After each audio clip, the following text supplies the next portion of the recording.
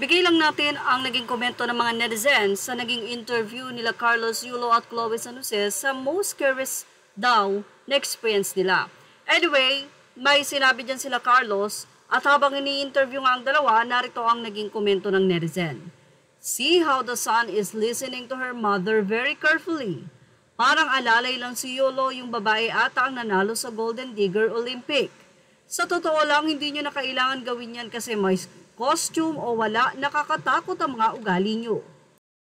Isang netizen naman ang narito ang sinabi, wala ka naman pake kung magalit ang magulang sa anak nila. Sa kanila nang galing yang si Kaloy eh. Kung kayo kaya ang sabihan ng ibang tao na nakakatakot kayo sa anak nyo, ano kaya ang mararamdaman nyo? Say naman ng isa, kaya nga ang babait at disiplinado ng mga kapatid ni Kaloy, love na love nila ang magulang nila kasi napalaki sila ng maayos.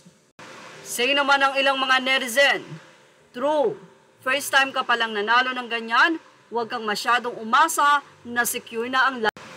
Matapos naman manalo ng gold medal nitong si Eldrew Yulo, ay marami ang natuwa at say nila, malayo ang mararating mo, more blessing, congrats Eldrew Yulo, another achievements para sa pamilya nyo, at congratulations, Eldrew Yulo, another achievements para sa pamilya mo.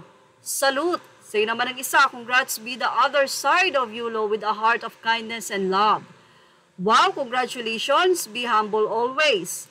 Say naman ng isa, congratulations. Now you achieve your dreams or achieving your dreams, do not change your love to your family, always put God first para walang devil na makakurap sa isipan mo. Sa kabila nga ng kontrobersya between Carlos Yulo and the family, ay nagsusumikap itong si Eldrew Yulo na ma-achieve ang kanyang pangarap at maabot ang gold medal na magbibigay karangalan sa bansa at higit sa lahat, makakaahon sa hirap para sa kanyang mga magulang. Dahil nga na-experience na nila ang ginawa ng kanyang Kuya Carlos, ay hinding-hindi na nga ito maaaring mangyari dahil nakikita na ni Eldrew yung pwedeng kahinatnan ng ganong mga pag-uugali. Well, kung matatandaan nyo, sinabi pa ni Eldrew Yulo sa kanyang ama na matagal na siyang nag-iisip. So, ibig sabihin talaga ngayon, wala namang tampo si Eldrew sa kanyang kuya, bagkos binibigyan niya ng time ang kanyang kuya na makapag-isip na sana nga ay maging maayos na sila. Pero habang gano'n ang inaantay ay nagsusumikap nga si Eldrew na matulungan niya ang kanyang mga magulang at maiahon ito sa magandang buhay. Yan ang ating Showbiz Snap update. Thank you for watching. Images are all credit to the rightful owners. Please like, share, and subscribe.